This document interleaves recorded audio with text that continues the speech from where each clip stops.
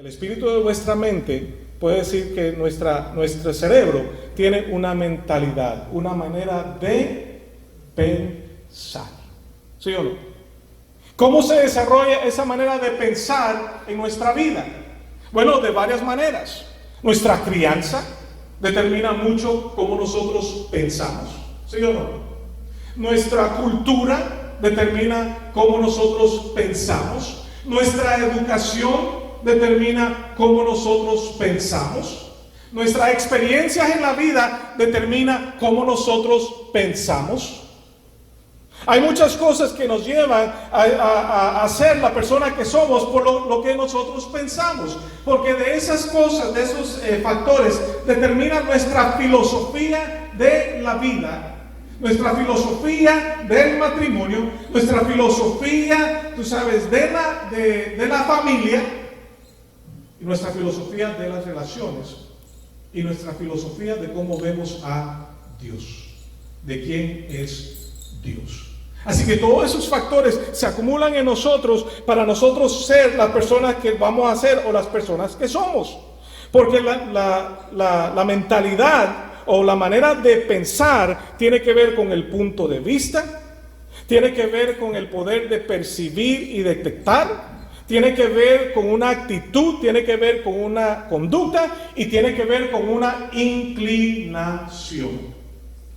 Yo les he hablado ya 2 semanas y les he dado un versículo, Proverbios 27:3, que dice: como el hombre piensa, así es. Quiere decir que como el hombre comienza a pensar, así va a actuar, porque sus pensamientos van a determinar su conducta. Entonces, ¿cuáles son las inclinaciones, las actitudes, tú sabes, la postura, el punto de vista, la filosofía que Dios nos está diciendo? Cambia tu manera de pensar. Porque no solamente lo habla en el libro de Romanos, lo habla en el libro de Efesios, lo habla en el libro de Colosenses, lo habla en el libro de Primera de Pedro. Siempre hay una, tú sabes, exhortación a que nosotros renovemos nuestra manera de pensar. Me recuerdo cuando estaba estudiando psicología en la universidad, había una teoría de Albert Ellis, de Cognitive Psychology, psicología cognitiva. Y decía que si tú cambias la manera de pensar de un individuo, tú cambias el comportamiento del individuo. Y cuando nosotros vemos eso a la luz de la Escritura, tú sabes, Salomón lo dijo 3000 años antes que lo dijo Albert Ellis. Porque nuestra conducta, nuestra crianza, nuestra cultura va a determinar nuestro comportamiento. Lo que yo vi en mi hogar creciendo es lo que voy a imitar en mi hogar presente.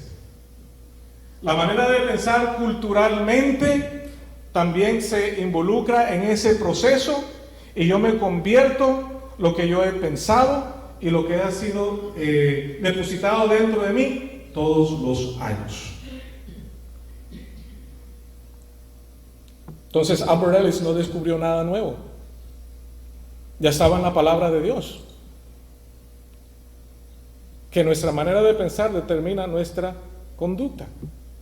Entonces, ¿por qué Dios nos está diciendo constantemente en la palabra de Dios, renueva vuestra manera de pensar? ¿Por qué? Bueno, te voy a decir por qué. Colosenses 1:21, ven conmigo.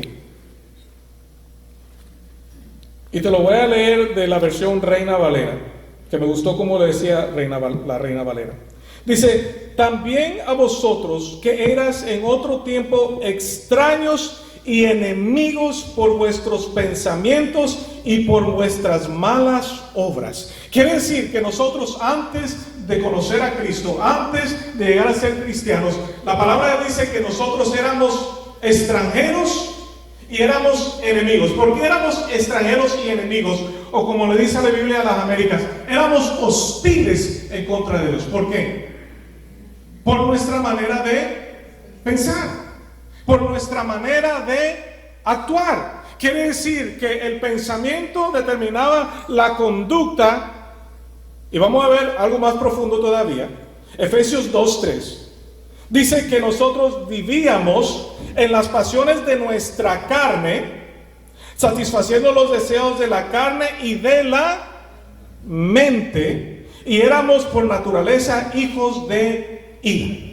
Éramos extranjeros, éramos hostiles en nuestra manera de pensar, y por nuestra manera de pensar éramos ¿qué? Hijos de ira. Quiere decir que la ira de Dios estaba determinada sobre nosotros. ¿Por qué? Por nuestra naturaleza pecaminosa, por nuestro estado caído, pero también por nuestra manera de pensar, que nos dejábamos llevar por el pensamiento, nos dejábamos llevar, tú sabes, por lo que nos dictaba el corazón, por las pasiones de nosotros.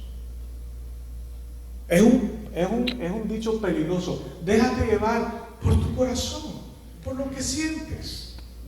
Es un pensamiento tan peligroso, amados, porque ¿cuántos de nosotros no nos hemos metido en problemas por nuestro sentimiento o por lo que nosotros pensamos que es correcto? Y cuando vemos al fin, realmente hemos cometido un error y nuestros sentimientos nos han engañado, porque como dice ahí en Efesios, dice que nos corrompemos según los deseos engañosos. No todo lo que sientes es bueno. Aunque se sienta bien, no quiere decir que es bueno.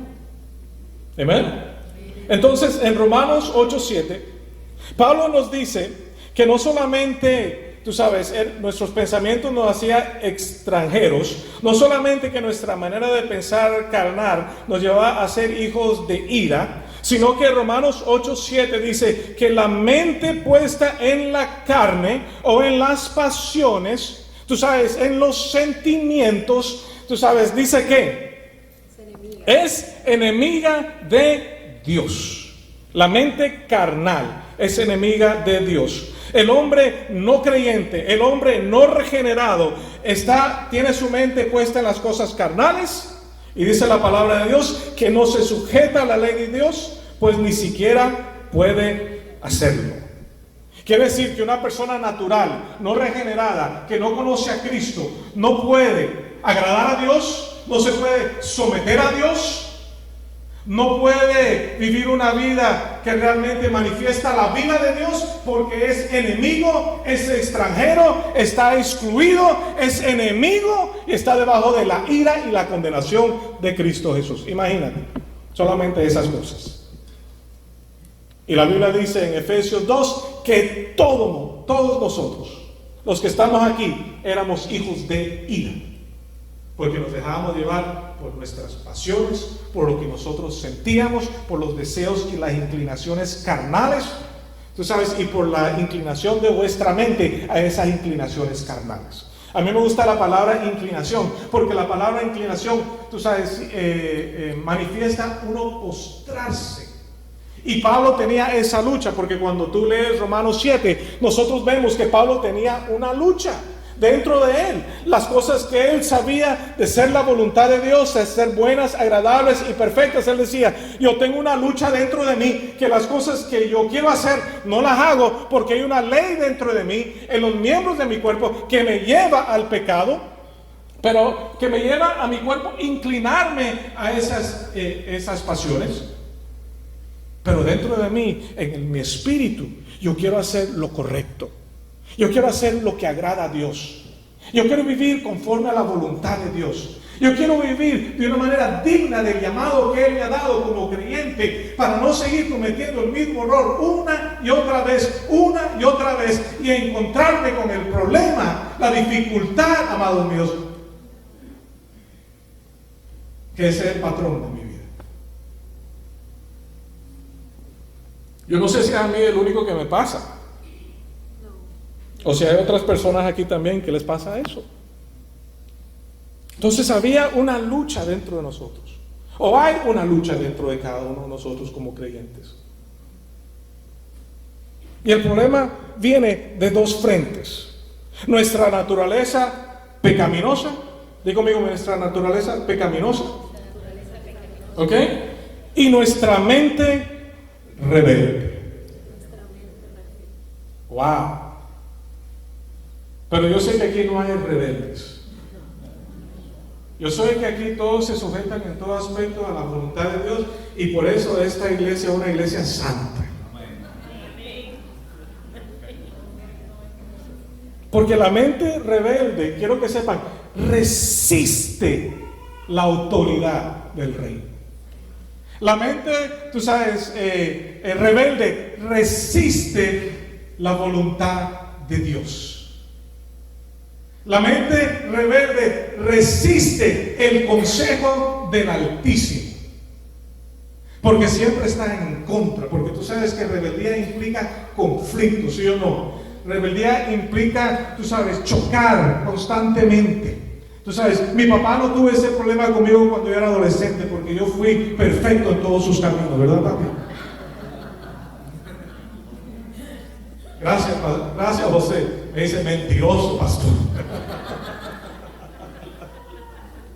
Pero ¿por qué entraba en conflicto? ¿Por qué chocaba? ¿Por qué? Porque tenía una mente rebelde. Tenía un pensamiento que iba en contra de la ley establecida, en contra de los límites establecidos, que venía y mis propios sentimientos me engañaban y me decían, no, yo estoy correcto en mi manera de pensar, y lo voy a hacer de esta manera porque lo voy a hacer como me da la gana.